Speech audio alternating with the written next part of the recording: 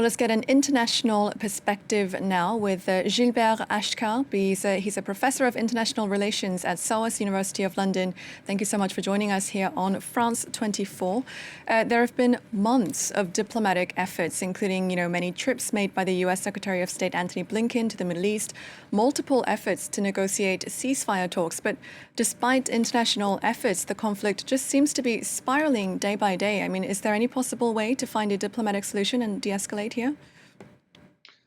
Yes, but precisely, let me comment on what you just said. You are right that there has been all these efforts at finding some kind of diplomatic solution. And the last was this proposal of a 21-day ceasefire.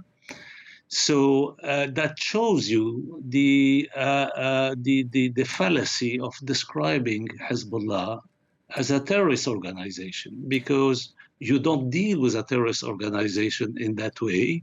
You don't try to get diplomatic solutions with a terrorist organization, and you don't seek ceasefire with a terrorist organization, which is exactly what the U.S. administration has been doing for several months, actually. So, Hezbollah is an organization with several MPs. It's a mass organization, and to call that terrorist and to justify by this label this assassination and what has been going on for several days in Lebanon, including a lot of civilians being killed or maimed by that. That shows you that the United States is actually fully backing Israel in what it's doing, and not trying to put any serious pressure on the Netanyahu government. Now, it's an expansion of a wider conflict, a wider regional conflict that we've been fearing for months now. And there are so many parties involved, including Iranian proxies. I mean, break it down for us. How do you see this playing out in the region? Yes, exactly. And the Netanyahu government is taking huge risks of igniting a regional conflagration.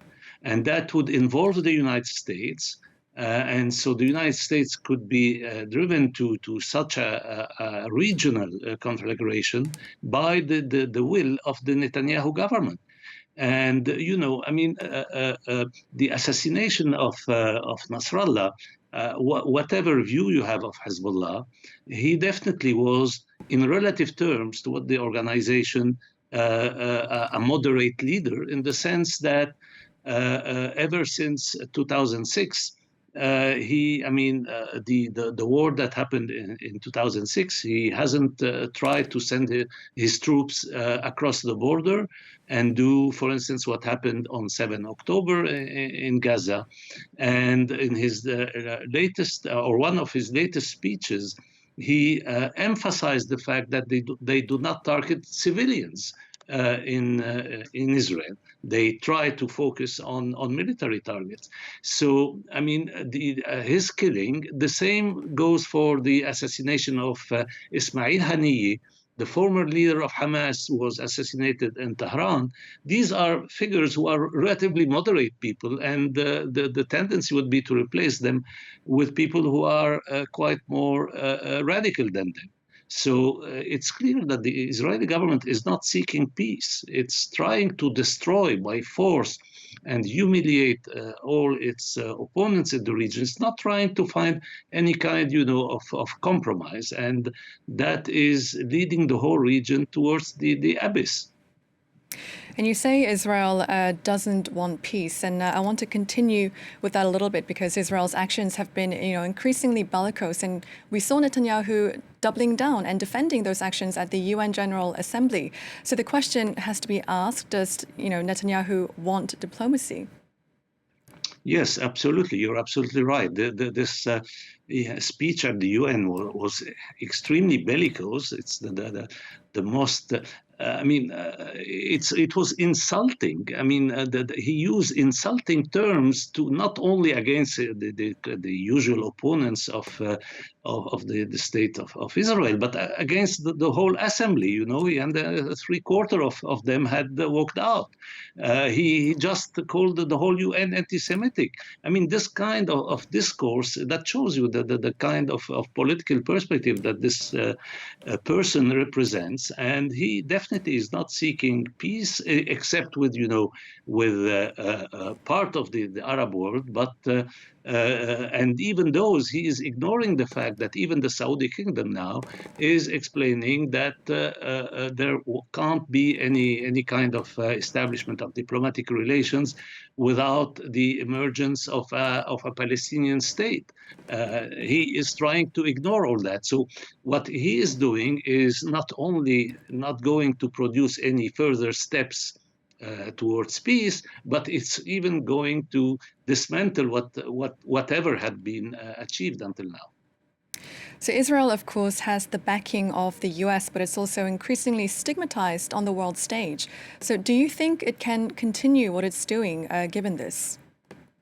Well, as long as you have Joe Biden, who is the first American president, to my knowledge, to have declared himself in the past a Zionist, not only a pro-Israel, but a Zionist himself. As long as you have Joe Biden, who has been fully backing the whole war that started after the 7 October attack, who has provided Israel with everything it used in this war. Without the US support, this war would not have been possible. It's actually the first joint US-Israeli war.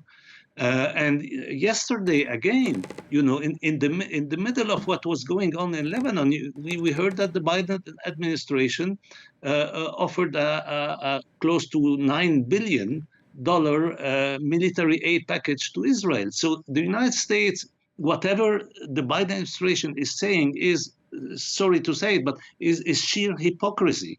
They are actually fully backing, enabling, empowering the Netanyahu government in what it is doing. All right, Gilbert Achcar, Professor of International Relations at SOAS University of London, thank you so much for sharing your thoughts with us here on the program. We appreciate it very much.